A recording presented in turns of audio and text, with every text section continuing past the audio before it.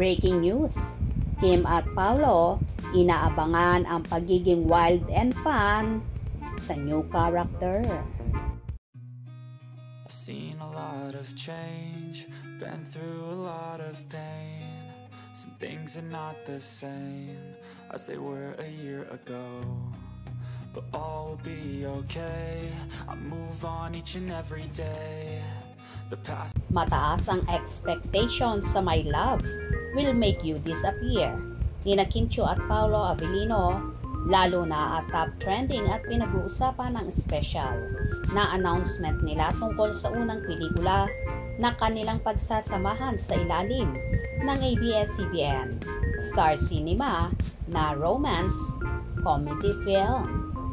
Dahil nadala na namin kayo sa TV, sa tour, ngayon sasabihin na namin may isang malaking regalo kami ni Paolo sa inyo. Kasama ang Star Cinema, ang My Love Will Make You Disappear. Sabi ni Kim sa announcement sa It's Showtime noong Lunes, August 12. Ibinahagi ng direktor ng pelikula na si Chad Vidanes na kakaiba umanong rom-com ang naturang pelikula at ipapakita kung paano tayo nagiging wild and fun dahil sa magic of love. Pre-pandemic pa ata yung huli tayong nagkaroon ng True Blue rom-com from Star Cinema. Kaya ngayong taon magiging part tayo nito. Nakaka-excite dahil sa inyo, sabi naman ng director na si Chad Vidanes.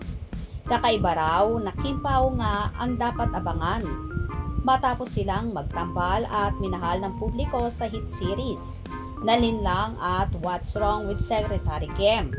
Ito rin ang nagsisilbing pagbabalik ni Kim at Paolo sa ABS-CBN Films pagkatapos ng 4 na taon.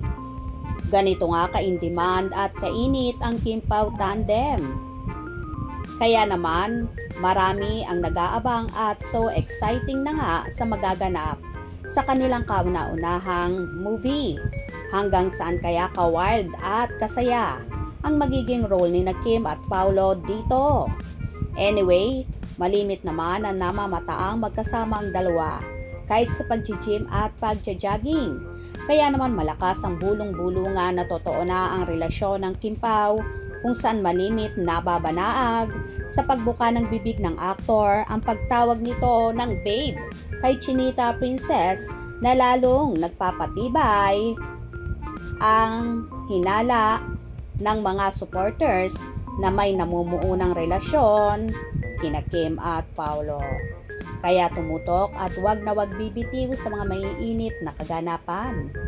Hope you enjoyed. Please subscribe for more info.